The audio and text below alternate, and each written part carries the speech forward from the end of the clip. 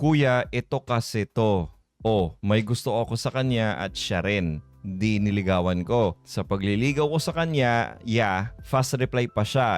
Pero nung naging kami na, wala na. Matagal na siyang mag-reply at mag-scene kahit sabi pa niya humiga lang daw siya. Sa iyong palagay kuya, anong ibig sabihin niya? Sad face. Hay nako bro.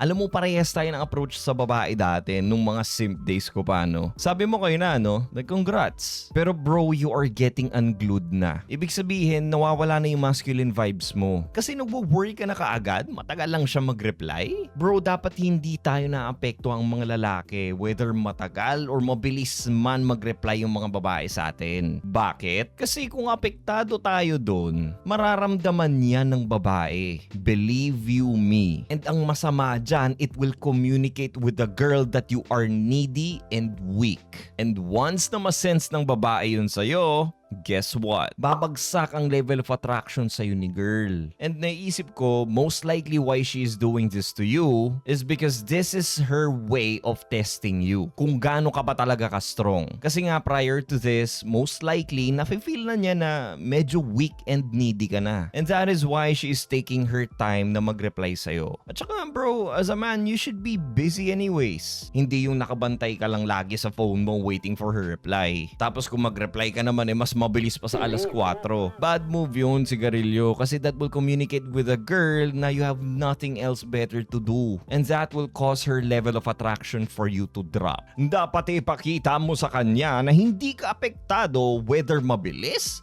or mabagal man siya mag-reply sa'yo. Indifferent ka lang dapat. In other words, parang hindi ka apektado whether mabilis or matagal siya mag-reply. May isa akong tuturo sa'yo, no? And this is called the mirror method. Kung mag-reply siya after an hour, mag-reply ka din sa kanya after an hour. Kung mag-reply naman siya after 3 hours, and then you do the same. By doing this kasi may isip niya na, he does not seem too eager to reply to me na. Bakit kaya? And tulad ng lagi kong sinasabi dito sa channel natin, na if she's thinking about you, you win the battle. Try mo yung method na yan bro, tsaka keep yourself busy na din. And please, phones are only used for setting dates lang. Kahit na magjowa na kayo, wag yung puro chat lang. Ask her out on a date. Para naman ma-excite siya na makita ka kasi nga you guys aren't chatting too much. Kasi nga, if you chat too much with a girl na hindi kayo nagkakasama, like face to face, nawawala na yung pagka-mystery mo sa kanya. Pag nawala na yung pagka-misteryoso mo sa isang babae, regardless kung magjowa man kayo o hindi, babagsak yung level of attraction niya para sa'yo. That is how attraction works. I hope ay nakatulong ako sa'yo and follow for more. Subscribe na rin kayo sa YT channel ko. Link in my bio.